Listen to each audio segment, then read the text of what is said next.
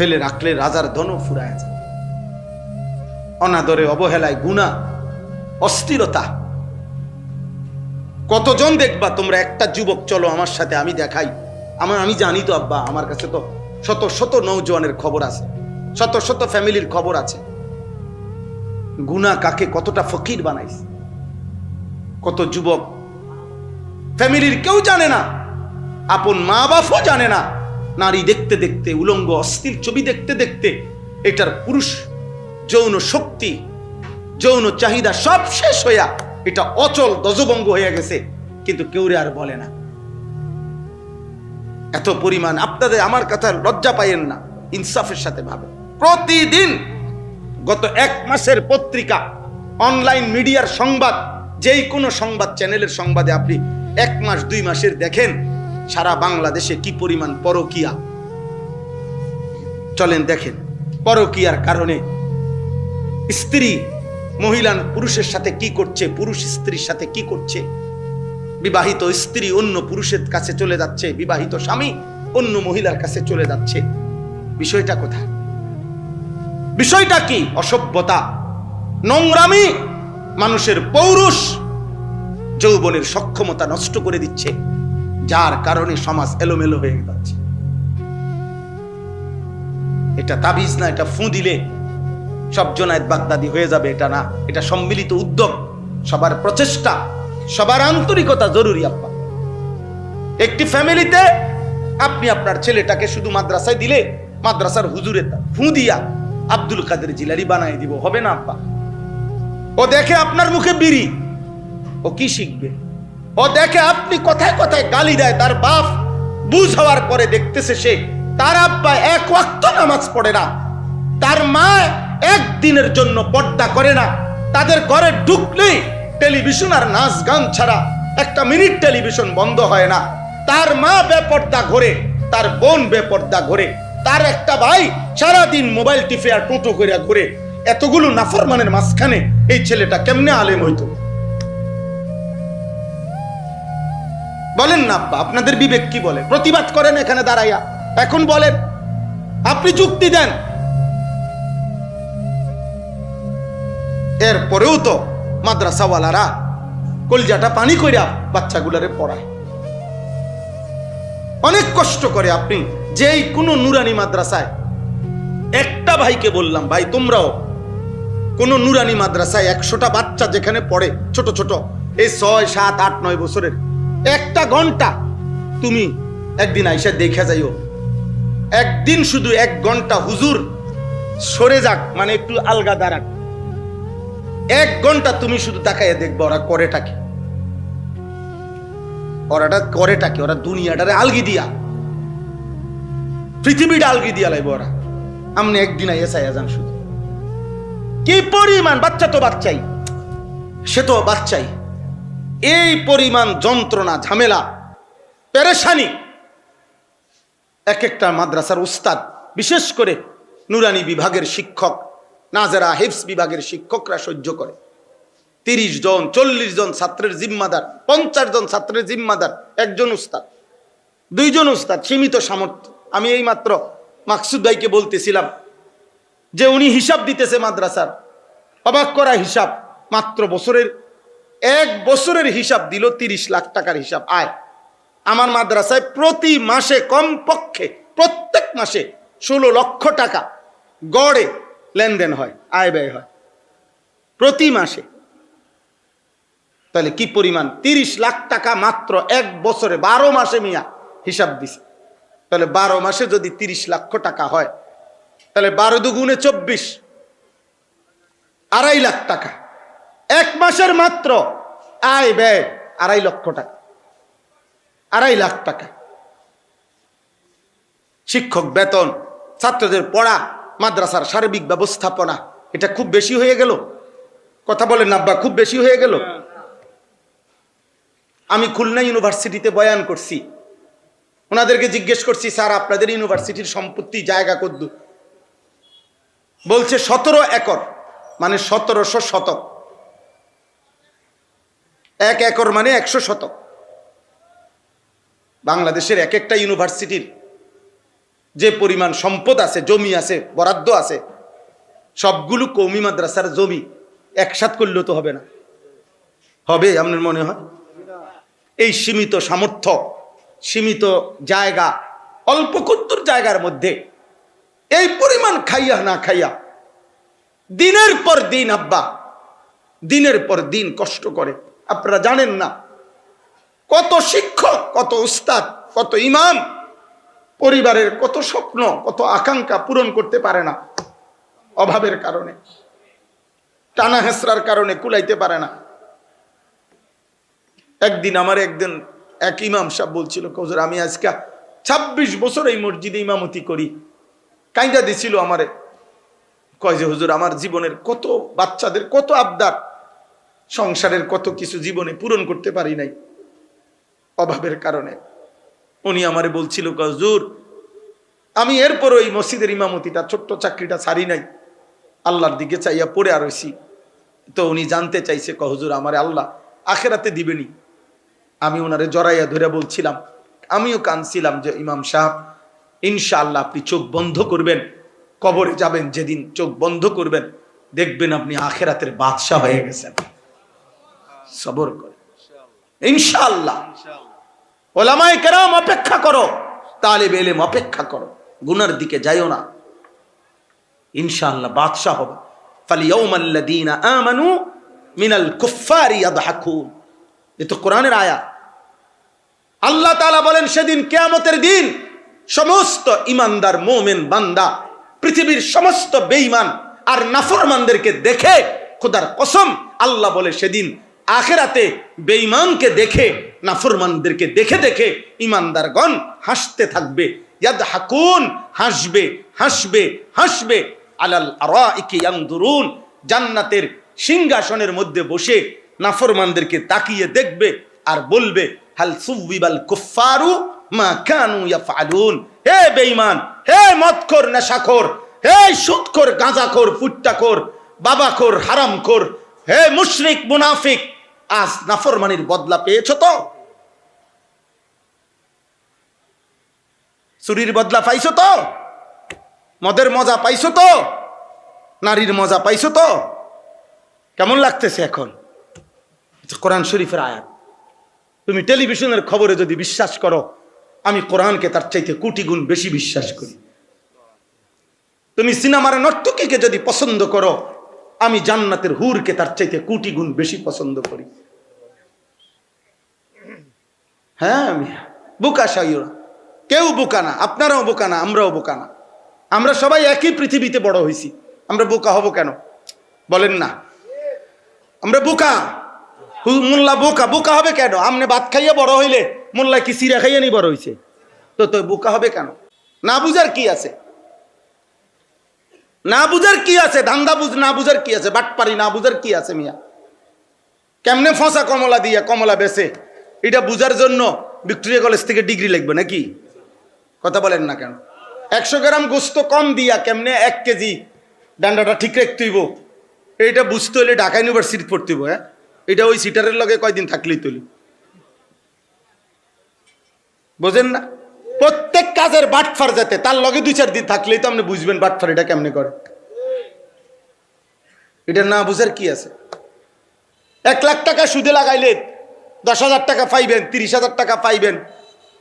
5 লাখ টাকা কিস্তিতে দিলে আপনারা মাসে মাসে এত দিব, এইটা বুঝার জন্য ইউনিভার্সিটি পড়তে হবে। হ্যাঁ, চুরি বুঝার জন্য বুঝি ভার্সিটি পড়ার লাগে। আরেক চোরের লগে 2 দিন বুঝা লইলেই তো হয় যে আপনি চুরিটা কেমনে করেন, আপনি সিটারিটা কেমনে করেন। চলেন আব্বা, অতএব আমি দেরি করছো না, রাত অনেক হয়েছে, অনেক বয়ান হয়েছে। সমস্ত যুবক ভাই, বয়স্ক বাবা, সবার কাছে অনুরোধ, পরিবারের দিকে নজর দেন, নিজের দিকে নজর দেন। রং তামাশার এই পৃথিবী, হাসি কান্নার এই পৃথিবী, রৌদ্র বৃষ্টির এই পৃথিবী শেষ হয়ে যাবে। গরমের সিজনও চলে যাবে, শীতের সিজনও চলে যাবে, আমার হায়াতও শেষ হবে, আমার হায়াতও শেষ হবে। কোনো কিছুই থেমে থাকে না। ইমানদার কিংবা নাফরমান কারো মৃত্যুতেই পৃথিবী আটকায় না। যেদিন আব্দুল কাদের জিলানির মৃত্যু হয়েছে সেদিনও সূর্য থামে নাই, যেদিন ফেরাউন নমরুদের মৃত্যু হয়েছে সেদিনও সূর্য থামে নাই। থামছে? কথা বলেন। আজ সবাই কবরে। আবু বকর ওমর কোথায়? কথা কয় না। আবু জেহেল আবুল আহাব কোথায়? ইমানদারও কবরে, নাফরমানও কি? কেউ তো থাকে নাই পৃথিবীতে, না আমি না আপনি। আনুগত্য কিংবা অবাধ্য পৃথিবী তো কাউকে রাখে নাই। ফেরাউন কিংবা মূসা পৃথিবী তো কাউকে রাখে নাই।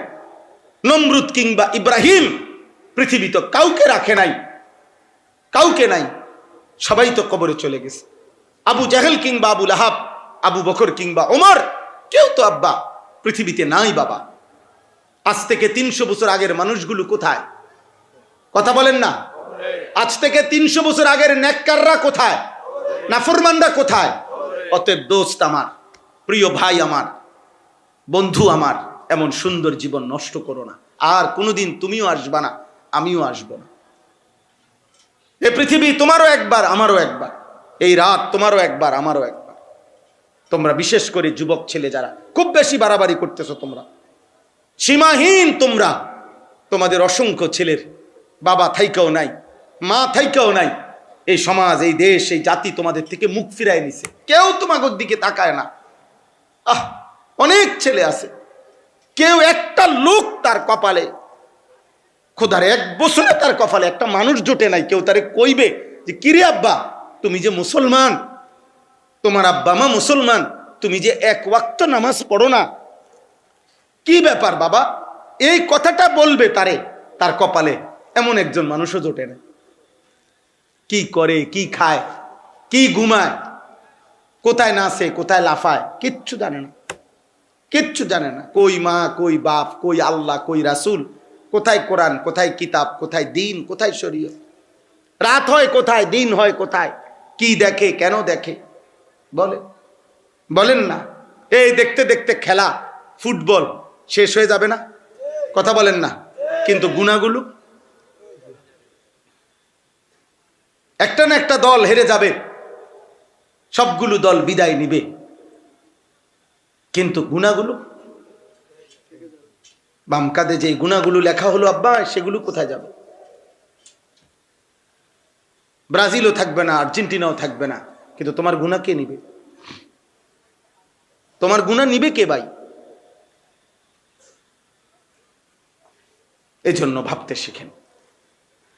এখানে আমি যে 4টা আয়াত পড়ছি, এই সংক্ষেপে বলতেছি। 4টা আয়াতের মধ্যে প্রথম 3টা আয়াতে আল্লাহ তাআলা, এই 4টা আয়াতের মধ্যে প্রথম 3 আয়াতে আল্লাহ তাআলা বেঈমান, কাফের, নাফরমান, পাপীর 3টা চরিত্র বলছে।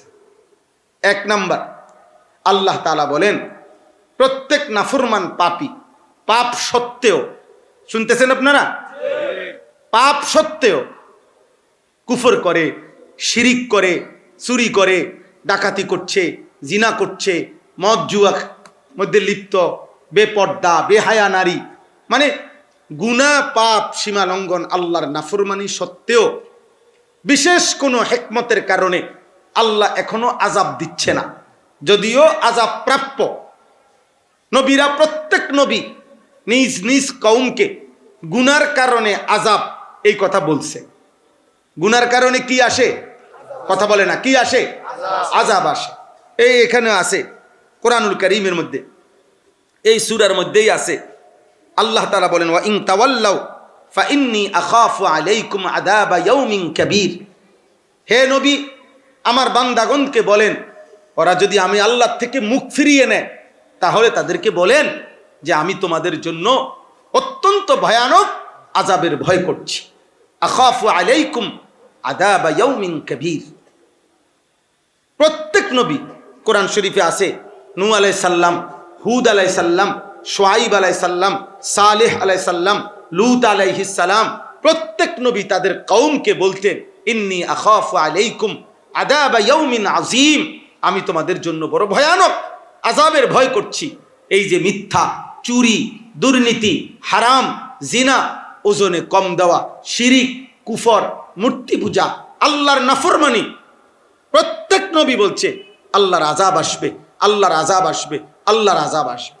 কিন্তু যখনই কোনো নাফরমান পাপীকে ব্যক্তি হোক, জাতি হোক, মানে সমষ্টি হোক অথবা ব্যক্তি হোক, আল্লাহ যখন নাফরমানিয়ার পাপ সত্ত্বেও একটা লম্বা সময় যখন ছাড় দিয়ে রাখে, মানে আযাব দেয় না, তো এক পর্যায়ে নাফরমান অহংকারে হয় নবীদের কাছে, নয়তো উলামাদের কাছে, নয়তো আল্লাহর নেক বান্দাদের সামনে, অথবা নিজের মনেই নিজে বলতে থাকে, মা ইয়াহবিসু, আযাব আসতেছে না কেন?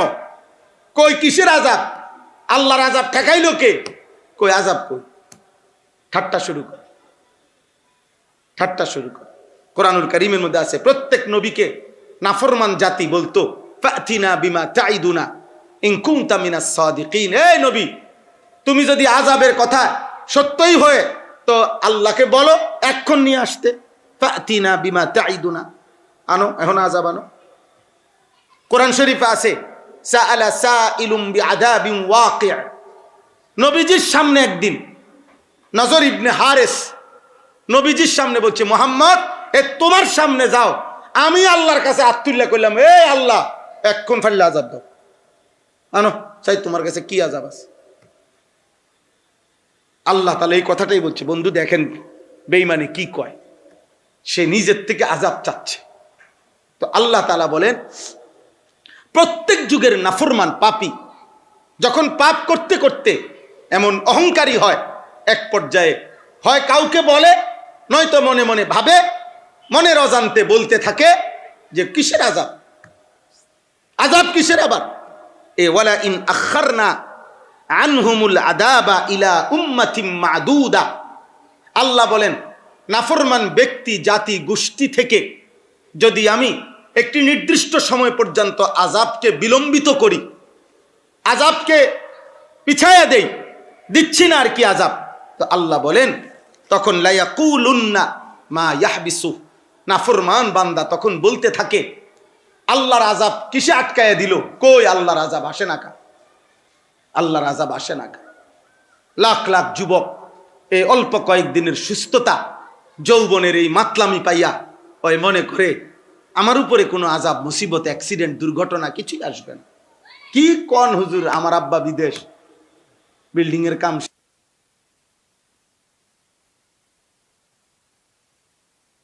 চালাইলে দেখবেন নাফরমান যুবকের মোটরসাইকেল চালানি দেখেন, কুত্তা ফেল,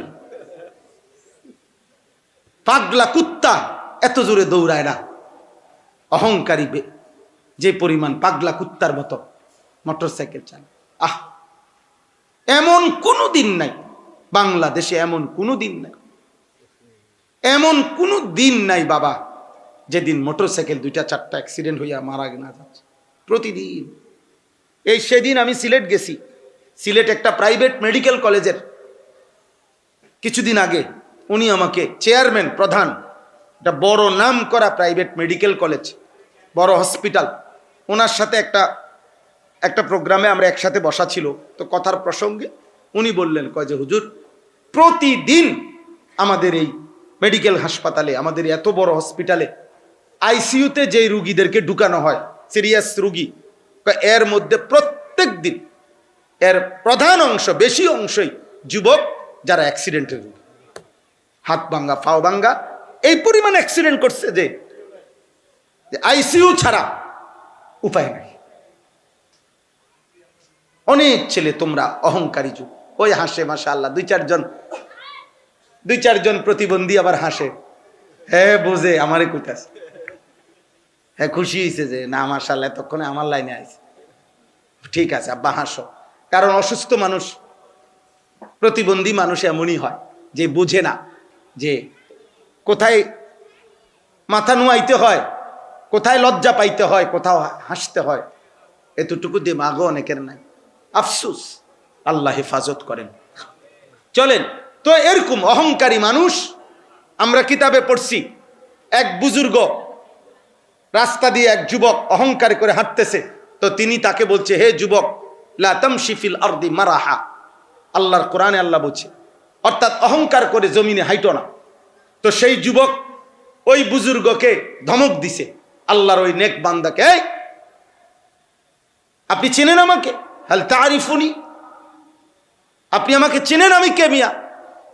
এই তখন ওই আল্লাহর প্রিয় বান্দা বলছে, হ্যাঁ চিনি, শোনো আমি বলতেছি তুমি কে, এদিকে তখন ওই আল্লাহর প্রিয় বান্দা বলছে, চিনি তোমাকে আমি, আউয়ালুকা নুতফাতুন কাজিরা, তুমি হচ্ছে সে যার শুরু হলো নাপাক এক ফোঁটা বীর্য, যেটা এত দুর্গন্ধ, সবচেয়ে বেশি দুর্গন্ধময় একটা নাপাক ফোঁটা বীর্য তুমি শুরু, শেষ তোমার আখিরুকা মিতাতুন গালিজা, তোমার শেষ সমাপ্তি হচ্ছে পচে গলে যাওয়া একটা লাশ।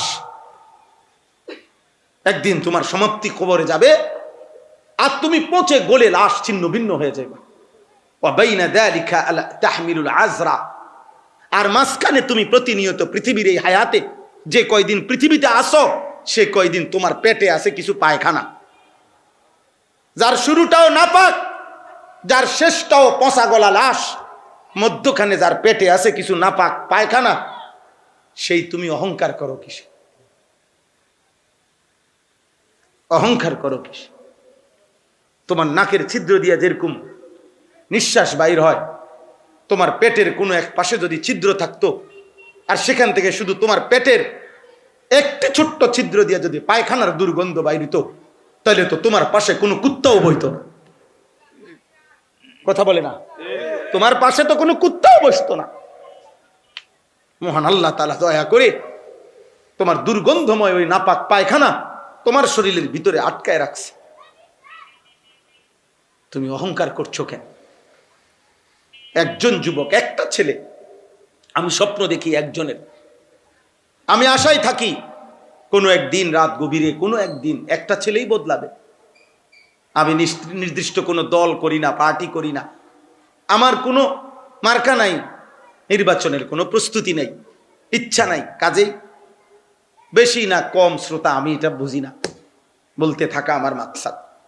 তাইলে আব্বা আমি বুঝাইতে চাইলাম, আল্লাহ বলেন আলা ইয়াউমা ইয়াতিহিম লাইসা মাসরুফান আনহুম, আল্লাহ বলে বন্ধু বলে দেন একদিন সত্যি সত্যি যখন আযাব আসবে, সেদিন এই কায়নাতের কারো ক্ষমতা থাকবে না সেই আযাবকে প্রতিহত করবে।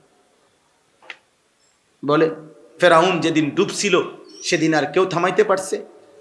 নমরুদ যেদিন ধ্বংস হয়েছিল সেদিন আর কেউ ঠেকাইতে পারছে?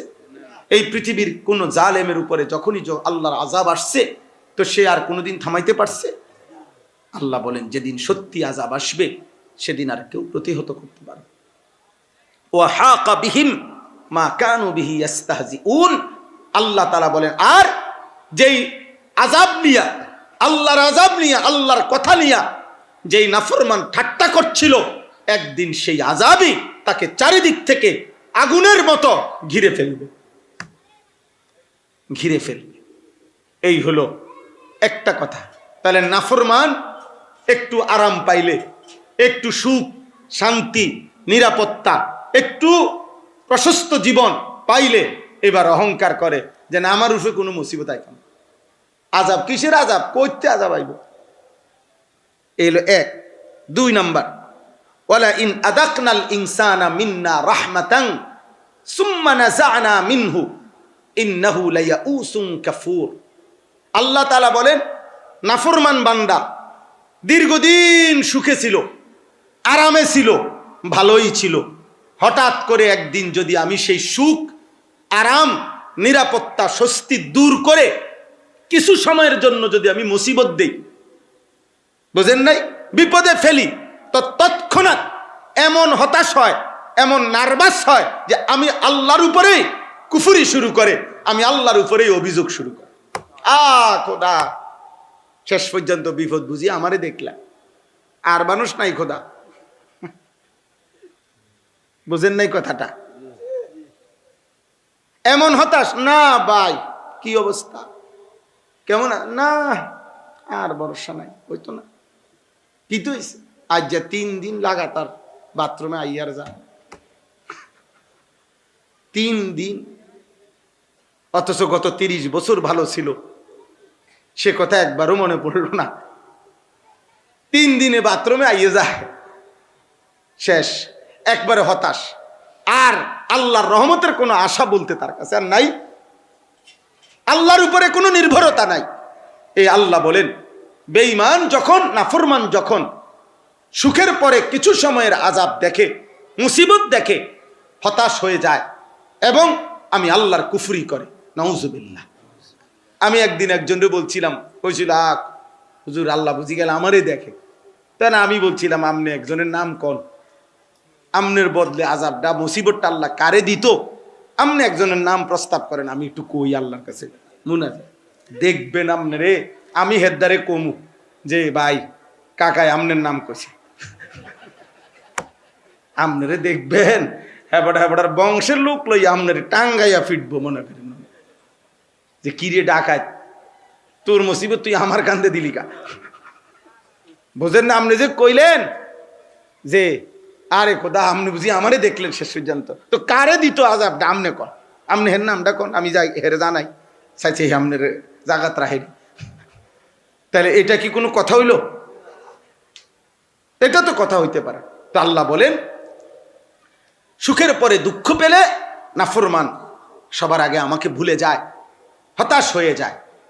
3 নাম্বার, ওয়ালা ইন আযাকনাহু না'মাআ বা'দা দাররা মাসাতহু লা ইয়াকুলান্না যাহাবা আস-সাইয়্যাতু আন্নি ইন্নাহু লাফারিহুন ফাখুর। এই খেয়াল করেন, আল্লাহ বলেন নাফরমান পাপী কিছুদিনের কষ্ট, দুঃখ, যন্ত্রণা ভোগ করার পর পুনরায় যখন আমি তাকে সুখ, শান্তি, নিরাপত্তা, সুস্থতা, স্বস্তি আবার দেই, এইবার যখনই এইবার আবার স্বস্তিটা, নিরাপত্তা, শান্তিটা যখন আবার পায়, তো এইবার মানুষের কাছে বেঈমানে বলে কেমনে, যাহাবা সাইয়্যাতু আন্নি, কি ও ভাই কি অবস্থা, ভাই কইও না, 15টা দিন একটা যুদ্ধ গেছে, একটা বেশি বিপদ গেছে আমার উপরে, হুঁশ ছিল না, হুঁশ আছে, একবার হাসপাতালে, একবার বাসা, একবার অটো, একবার সিএনজি, 2টা ভাত খাইবার টাইম পাইছি না।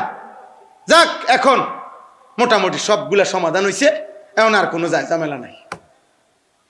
কে কে মুসিবত দূর করলো, কার দয়ায় কি হইল, কোনো শব্দ নাই, সব ক্লিয়ার করে লেছে বড়া। যাহাবা সাইয়্যাতু আন্নি, তখন নাফরমান বলে আমার মুসিবত দূর হয়ে গেছে, ইন্নাহু লাফারিহুন ফাকুর, আবার পুনরায় উল্লাসে মেতে ওঠে, অহংকারে মেতে ওঠে। এই লাফারিহুন মানে উল্লাস, আর ফাকুর মানে অহংকার। আবার সেই আগের মতো নাচে গায়, আগের মতো ফুর্তি করে, আগের মতো। কত যুবক তোমরা দেখেন, চিন্তা করে, এই অসুস্থ ছিল হয়তো 6 দিন 5 দিন, সর্দি, ঠান্ডা, পেটের অসুখ, সোজা হইয়া গেছিল, একটু যখন আবার আল্লাহ তাআলা দূর করে সুস্থতা দিছে, ওই আবার আগের মতো মোবাইল, নারী, ছবি, নাচ, বন্ধুদের আড্ডা, উল্লাস, আবার বেনামাজি জিন্দেগি। আল্লাহ তাআলা বলেন এই 3টা চরিত্র হইল বেঈমানের চরিত্র। 1, আযাব আসতে দেরি হইলে বলে আযাব আসবে না। 2, সুখের পরে আমি যদি ক্ষণিকের জন্য দুঃখ দেই তো আমি আল্লাহর উপরে নাফরমানি করে। 3, দুঃখের পরে আমি যখন সুখ ফিরিয়ে দেই আমি আল্লাহকে মনে করে না, বরং পুনরায় আবার গুনাহ আর নাফরমানি আর অহংকারে লিপ্ত হয়ে পড়ে। আল্লাহ বলেন তার বিপরীতে এই শেষ আয়াত, ইল্লাল্লাযীনা সাবারু ওয়া আমিলুস সালিহাত, আমার যেই সমস্ত ইমানদার নেককার বান্দা সর্বাবস্থায় সবর করে, অর্থাৎ সবর মানে হচ্ছে আল্লাহর হুকুমের উপরে জমে থাকা, কোনো গুনাহ না করা, কোনো হুকুম না ছাড়া, আদেশ আমি ছাড়বো না, গুনাহ আমি করব না, এ কথার উপরে আমি জমে রইলাম, মরণপণ চেষ্টা করলাম, এটাকে বলে মূলত সবর। সবরের মূল অর্থ আল্লাহর হুকুমের উপরে মজবুত থাকা, দৃঢ় থাকা, এটারে কয় সবর। তো আল্লাহ বলেন যে আমি আল্লাহর হুকুমের উপরে সবর করলো, মজবুত হয়ে টিকে রইল, ওয়া আমিলুস সালিহাত, সুখে কিংবা দুঃখে, আনন্দ কিংবা বেদনায় আমার আমল, নেক আমল করতে থাকলো, নেক আমল করতে থাকলো, কোনো অবস্থাতে আমল ছাড়ে না, দুঃখে যখন তখনও আল্লাহকে ডাকে, সুখে যখন তখনও আল্লাহকে ডাকে। আল্লাহ বলেন উলাইকা লাহুম মাগফিরাতুম ওয়া আজরুন কাবীর, আমি আল্লাহ ওয়াদা দিলাম আমার এমন বান্দার জন্য আমি তার সমস্ত জিন্দেগীর গুনাহ মাফ করে দেব, আর তাকে শ্রেষ্ঠ বিনিময় জান্নাত দিয়ে দেব। কারণ সে সুখেও আমাকে মনে রাখছে, দুঃখেও আমাকে মনে রাখছে। একটা ছোট্ট উদাহরণ বলি, হজরত আমরা কিতাবে পড়ছি হজরত আইয়ুব আলাইহিস সালাম, আপনারা নাম জানেন না ওনার? 70 বছর উনি সুস্থ ছিলেন, আল্লাহকে ডাকছেন। 18 বছর কিংবা 12 বছর ধরে নেন, 18 বছর উনি অসুস্থ ছিলেন, রোগাক্রান্ত ছিলেন, মারাত্মক ব্যাধি ছিল, হ্যাঁ অনেক ভয়ানক রোগ ছিল ওনার। তো 18 বছর পরে বা 12 বছর পরে আল্লাহ ওনাকে সুস্থ করছেন। তো সুস্থ হওয়ার পরে তিনি আল্লাহকে একদিন জিজ্ঞেস করছিলেন, আয় রব্বুল আলামিন, 18টি বছর এক টানা আপনি আমাকে এই দুঃখ কষ্ট মুসিবত এই রোগের মধ্যে ফালাইয়া রাখলেন কেন? এমনি আল্লাহ আমার একটু জানতে চাচ্ছি, আমি আপনার 70 বছরে আমি আপনার কি নাফরমানি করছি বা কি হয়েছে আপনি আমার লগে রাগ হইলেন কেন? তখন আল্লাহ তাআলা বলছে, কিতাবে আছে, আইয়ুব, আমার জাতের কসম আইয়ুব, 70 বছর তুমি আমার একদিনের জন্য ভুলো নাই, আমার ইবাদত আমার বন্দিগি তুমি ঠিক মতোই করেছ, আমি তোমার প্রতি এক বিন্দু নারাজ না। কিন্তু 18 বছর আমি তোমার রোগে ফেলাইয়া আমি শুধু দেখতে চাইছিলাম দুঃখের সময় তুমি আমারে ডাকো কিনা, পরীক্ষা নিচ্ছিলাম। আমি পরীক্ষায় তুমি উত্তীর্ণ, 18 বছরও তুমি আমারে ঠিক মতোই ডাকছো, আমার এই রোগের সময়ও আমার কোনো অভিযোগ নাই।